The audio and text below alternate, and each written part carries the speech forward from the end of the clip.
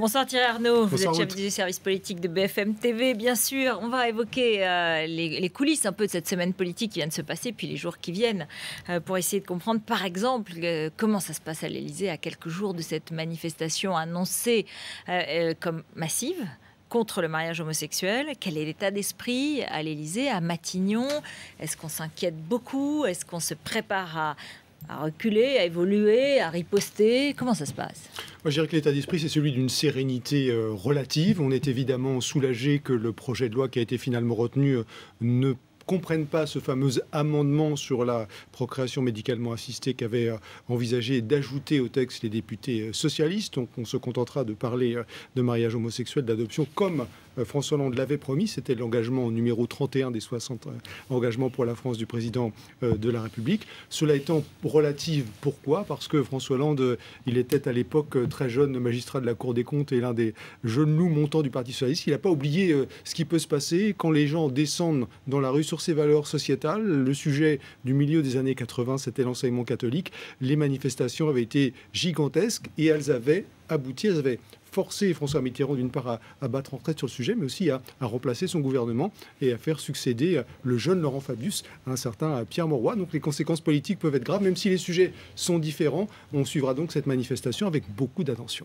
Effectivement, et donc on s'attend quand même à une forte manifestation. On prévoit une très forte mobilisation. On prévoit une forte mobilisation. On sait qu'il y aura beaucoup de monde, des centaines de milliers de personnes. Alors évidemment, les conséquences politiques de tout cela varieront en fonction de la participation. Si c'est quelques centaines de milliers de personnes, ça sera finalement pas une opposition gigantesque. Si on commence à déplacer le million, ça deviendra un sujet.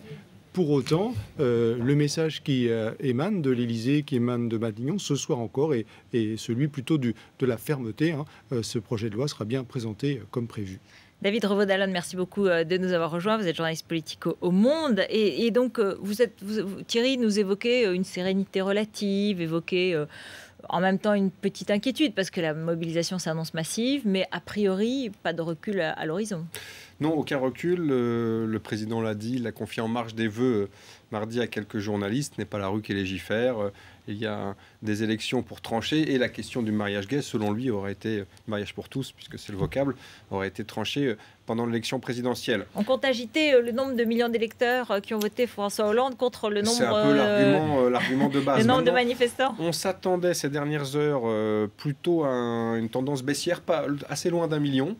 Mais on considérait évidemment que le fait de jeter des centaines de milliers de personnes dans la rue était à double tranchant. C'est-à-dire qu'effectivement, il y a une opposition sociale assez forte sur ce dossier-là, mais en même temps, c'est une preuve, c'était un argument assez étonnant, mais qu'on a entendu à l'Élysée, une preuve de l'action du gouvernement. C'est-à-dire que le gouvernement agit, donc suscite des résistances, vous savez, eu égard au fameux procès en impuissance, en inaction de François Hollande et de son gouvernement. Donc c'est une preuve que le gouvernement existe et qu'il agit. Et une sorte de contre-preuve comme ça qui irait vers la gauche de la gauche pour lui dire oui, en fait, s'il y a une opposition, s'il y a une résistance, c'est qu'on fait quelque chose, c'est qu'il se passe quelque chose. D'autant que le gouvernement et le président viennent de subir un sévère camouflet avec l'affaire des 75% qui, pour le coup, eh bien, a désorienté cette partie de l'électorat, la gauche de la gauche. Qui prévoit d'ailleurs qu'il lance des appels à manifestation pour les 19 et 27 janvier pour riposter, qui essaye de mettre en place une sorte de riposte jusqu'à la discussion du projet de loi. Mais le fond de la question qui est comme ça, qui était la une de l'Express aujourd'hui, enfin qui est dans l'Express et puis qui est comme ça présent, est-ce que François Hollande y croit vraiment à cette réforme? Je crois qu'il n'est pas passionné par le sujet. On ne l'a pas vu très en avant il y a une quinzaine d'années quand le PACS était en discussion. Il était pour, il l'a défendu puisqu'à l'époque il était le patron du Parti socialiste. Là, il en a fait donc l'un des engagements de sa campagne présidentielle, mais parce que ça lui semblait correspondre à ce qu'était devenu la France, le pays. Ça correspondait à ses yeux à l'évolution de la société. Ceux qui conduisaient le projet du PACS à l'époque et ceux qui ont évoqué le sujet avec François Hollande ces dernières semaines encore retire plutôt cette impression-là au sein du Parti socialiste, c'est-à-dire qu'il est pour parce que il y a une relative sincérité de sa part sur ce sujet-là. Mais ce n'est pas un sujet primordial pour lui, ce n'est pas un sujet qui le passionne, qui le mobilise, et d'où d'ailleurs certains inconvénients, parce qu'on a bien vu ces tergiversations au sujet de cette fameuse procréation médicalement assistée, un pas en avant, un pas en arrière. Vous vous souvenez que son expression malheureuse devant les maires de France en novembre sur la liberté de conscience, il avait expliqué à l'époque que les maires pouvaient conserver une liberté de conscience au moment de décider s'ils devaient ou non procéder à une cérémonie de mariage gay. Il avait dit qu'on pouvait élargir les possibilités de délégation. Le lendemain, il avait reçu les associations, il avait fait machine arrière. Donc c'est bien la preuve que c'est un sujet sur lequel sa réflexion n'est pas totalement aboutie. Oui, c'est vrai que François Hollande n'a jamais été véritablement passionné par la question dite sociétale, ce qui n'était pas le cas de l'ancienne candidate Ségolène Royal, qui, elle, ne jurait quasiment que par ces questions-là. Maintenant, cet angle d'attaque-là a un intérêt, c'est-à-dire, un haut responsable socialiste me le disait il y a quelques instants, ça présente l'avantage de ne pas considérer le gouvernement socialiste comme uniquement un gouvernement d'experts comptables chargé de réduire les déficits et à terme la dette. C'est-à-dire que ces questions sociétales, effectivement, sont importantes. Ce n'est pas non plus un leurre ou je dirais un artifice pour camoufler les difficultés sur le plan économique et social, mais il y a quand même un petit peu de ça. C'est-à-dire que pendant qu'on parle du mariage gay, même si ça polémique, même si il y a des invectives, même s'il peut y avoir des attaques politiques très dures, eh bien, on gagne un petit peu de temps dans cette grande quête des résultats économiques et sociaux et ce fameux objectif de l'inversion de la courbe du chômage. Juste un mot sur la PMA, la fameuse PMA qui a été retirée, donc qui devait être déposée comme amendement. Honnêtement, c'était pour essayer de désamorcer un peu la manifestation. Ça correspond peut-être à ce que vous dites sur les chiffres à venir qui sont peut-être en baisse parce que si la PMA avait été déposée ou en tout cas confirmée, il y aurait eu peut-être un surplus de manifestants moins mobilisés, moins motivés, mais qui auraient été plus choqués. On considère que si le mariage gay, bien sûr, suscite des résistances, des oppositions de la part des représentants religieux, d'une fraction peut-être un peu conservatrice de l'électorat, en revanche, la PMA braque carrément bien au-delà. C'est-à-dire que là, pour le coup, la majorité est loin d'être assurée. Elle est même assurée de ne pas exister sur ce dossier-là. Donc, il fallait bien différencier ces deux dossiers-là et déminer un petit peu quelques jours avant la manifestation. Mais elle va vraiment voir le jour, cette PMA ?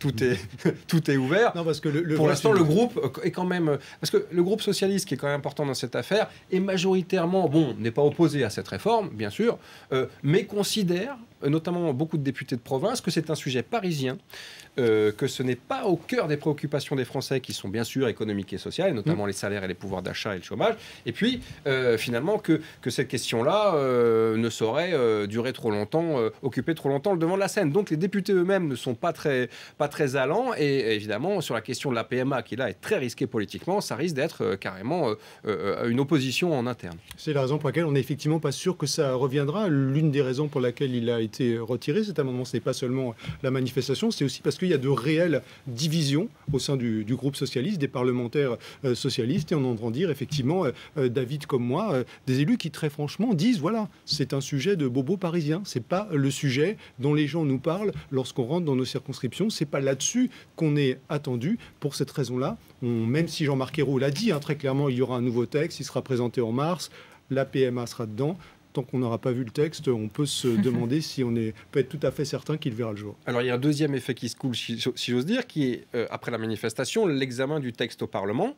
Et si les socialistes, dans un premier temps et à court terme, considèrent qu'effectivement, ça a permis de ressouder la droite, de la remobiliser, alors qu'elle était en piètre état il y a encore 1 ou 2 mois, eh bien, ça ne durera pas parce que, d'après le PS, les divisions sont encore plus fortes au sein de la droite sur ce sujet. On l'avait vu il y a quelques années, souvenez-vous, sur le PAC, c'est qu'elle risque aussi de ressurgir. Donc, finalement, il y a plus d'inquiétude sur la manifestation de samedi que sur la suite des opérations parlementaires et l'examen du texte. Dimanche, la manifestation de dimanche. Un petit mot justement sur cette opposition. Elle n'est pas très structurée, elle se remet en marche laborieusement. En revanche, il y a toujours un personnage qui est là, Nicolas Sarkozy. Un sondage hier disant que 67% des militants EMP veulent son retour et sa candidature en 2017. Et puis aussi de nouveaux ennuis judiciaires, enfin en tout cas des juges d'instruction qui cherchent toujours des noises. Ouais, de tout ça, on peut tirer 2 ou 3 conclusions. La première, c'est qu'il est toujours là, Nicolas Sarkozy, manifestement. Il est toujours là dans l'esprit et dans le cœur, manifestement, des sympathisants de droite. Et Et ce qui est intéressant dans ce chiffre de 67%, c'est que ça représente une quinzaine de points supplémentaires par rapport à ce qu'étaient les mêmes intentions des mêmes sympathisants de droite à l'été. Donc, ils continuent de progresser. La deuxième conclusion qu'on peut quand même tirer, c'est que dans l'hypothèse où il songerait à être à nouveau candidat à la présidence de la République et il réfléchirait à un retour en politique, tout ça se présente quand même comme un parcours d'obstacles assez compliqué. D'abord parce qu'il y a ces affaires qu'il va bien falloir gérer. Il y a ce recours devant le Conseil constitutionnel. C'est quand même difficile si jamais ces comptes de campagne devaient être invalidés. Il y a cette affaire de Karachi, il y a l'affaire Pétancourt, il y a les sondages de l'Élysée. Sur violation du secret de l'instruction. Hein. Voilà, mais il y a aussi l'affaire probablement dite. Bref, tout ça veut...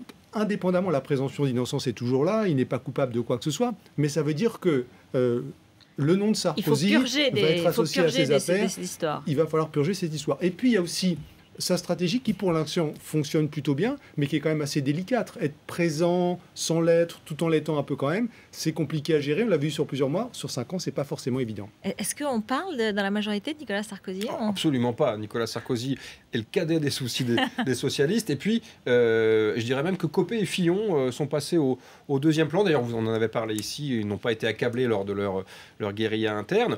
Tout ce que vous venez de dire est absolument exact. Il y a aussi un dernier élément qui est peut-être un peu plus historique, c'est que jamais il y a un retour en politique, alors bien sûr à part le général de Gaulle, mais les circonstances n'étaient pas les mêmes, jamais un retour en politique à ce niveau-là n'a été possible. C'est vrai pour même pour ceux qui n'étaient pas présidents, qui n'occupaient pas la fonction, et le dernier en date c'est Dominique Strauss-Kahn, vous savez, caracolant dans les sondages comme Nicolas Sarkozy, mais qui a terminé là où on sait. Merci beaucoup, merci David, merci Thierry.